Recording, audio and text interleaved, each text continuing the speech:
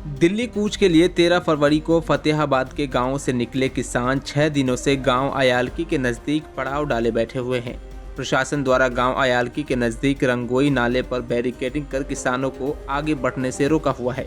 वहीं किसानों ने अगले निर्देशों के इंतजार में वहीं पक्का डेरा डाल दिया है। किसानों का कहना है कि शीर्ष नेतृत्व के निर्देशों के बाद ही वे अगला कदम उठाएंगे। वहीं किसानों ने पड़ाव के नज़दीक ही लंगर भी शुरू कर दिया है। इस दौरान किसान नेताओं ने कहा कि सरकार के साथ पहले भी 3 दौर की वार्ता हो चुकी है, आज फिर से वार्ता है। उन्हें आशा है कि आज की वार्ता सिर चढ़ेगी और उनकी मांगों को पूरा किया जाएगा।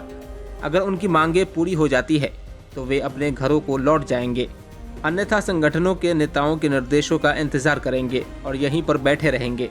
लगातार आप यहाँ पड़ाव डाले बैठे हैं, तो क्या आगे क्या रणनीति और कैसे किस प्रकार से जो है आगे आपकी जो बात पहुंचाने का प्रयास कर रहे हैं? क्या सरकार बात नहीं मान रही है या क्या वजह है आगे? आप देखो, हम जो है 13 तारीख को दिल्ली कूच का हमारा प्रोग्राम था और भारतीय किसान यूनियन खेती बचाओ की टीम जो है पूरी अजीत सर गुरुगर इकट्ठा होकर हम दिल्ली के लिए रवाना हुए थे। यहाँ पुलिस ने बैरिकेड ला के हमें रोक लिया गया और जैसे हमने यहाँ पड़ाव लगा के बैठ गए। और अब जो है हमारे नेता जरनैल सिंह मलवाड़ा जी, डल्लेवाल जी, पंथेर साहब सभी ने जो है अपील की है कि हमारी जब तक सरकार से वार्ता चल रही है, जहाँ बैठे हो शांतिपूर्ण ढंग से बैठे रहो, ये हमारा आदेश है। अगला अगर सरकार हमारी बात मान लेती है तो हम सरकार का धन्यवाद करके अपने घरों की तरफ चले जाएंगे। अगर सरकार नहीं मानती है तो जो भी हमारा संयुक्त मोर्चा गैर राजनीतिक है उसका आदेश आता है, हम उसको फॉलो करेंगे। तो लगातार आप यहाँ 6वां दिन 7वां दिन हो गया यहाँ बैठे हैं, तो किसी प्रकार की कोई बातचीत का यहाँ पर स्थानीय लेवल पे कोई बातचीत किसी से हुई है? नहीं जी, स्थानीय लेवल पे हमारे जो मुद्दे हैं वो राष्ट्रीय मुद्दे हैं, तो स्थानीय लेवल पे हमारी कोई बातचीत नहीं हुई। जो बात होगी दिल्ली सरकार से जो है वो हमारे बड़े जो जत्थेबंदी के आगू हैं उनके साथ सीधी होगी, वहीं से हमारा समाधान निकलेगा। यहाँ जिस प्रकार से आपने यहाँ पक्का पड़ाव डाल दिया है और प्रशासन की तरफ से कोई अधिकारी आपसे मिलने आया है कि पड़ाव यहाँ से उठाने के लिए या किसी प्रकार की? नहीं जी, ऐसा हमारे पास कोई नहीं आया है और हमने पड़ाव डाला है। साइड में हमारा तंबू लग रहा है और रोड भी खाली है, ट्रैक्टर भी देखो आपने साइड में लगा रखे हमने।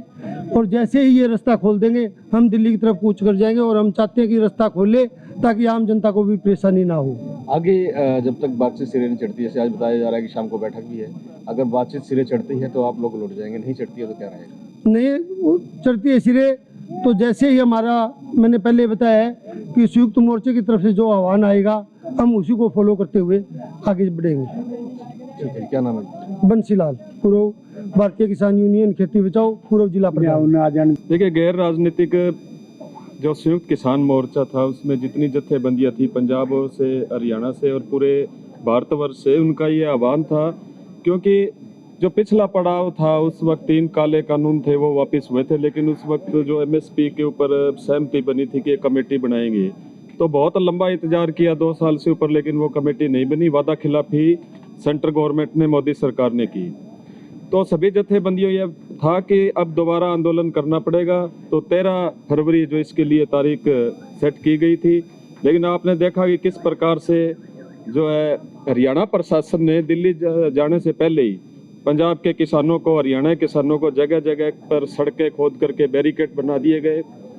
और ऐसे जो मोर्चे हैं, जो बॉर्डर के भारत और पाकिस्तान के बीच में जो सीमा होती है, सेम वैसे ही बॉर्डर यहाँ बना दिया। अब यालकी में देखिए आप, सड़क पाट दी गई है और कंटीली तारे लगा दी गए, पूरा पुल बंद कर दिया गया है, मिलिट्री के जवान लगा दिए गए, आंसू गैस के गोले, पानी की बौछारें के लिए गाड़ी यहाँ पर खड़ी कर दी गई है। अगर कई बार पब्लिक आम परेशानी के अंदर कोई सुनाई नहीं होती तो वो रोड जाम कर देते हैं, तो उन पर FIR हो जाती है। लेकिन अब ये रास्ता खुद सरकार ने बंद कर रखा है, इन पे अब कौन FIR करे?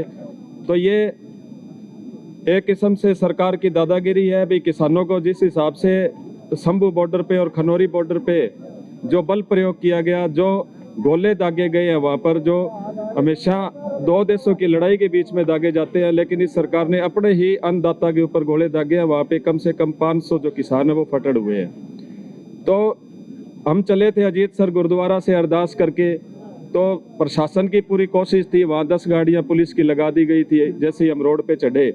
लेकिन उस वक्त प्रशासन को ये लगा कि ये नहीं रुकेंगे, क्योंकि उनके पास पुख्ता प्रबंध नहीं थे। हमने कहा हम दिल्ली जाना है, तो जब यहाँ पहुंचे तो यहाँ आगे बंद था और पूरी तरह से इतने में प्रधान जी का ये आदेश था भी जैसे ही पंजाब के किसान यहाँ पहुंचेंगे हम उनके साथ शामिल होंगे। आगे की क्या रणनीति है? आगे की रणनीति है कि 3 दौर की बातें हो चुकी है, चौथे दौर की बात आज चंडीगढ़ में मंत्रियों के साथ होनी है और जो 3 वार्ताएं हुई है वो सकारात्मक वार्ताएं हुई है।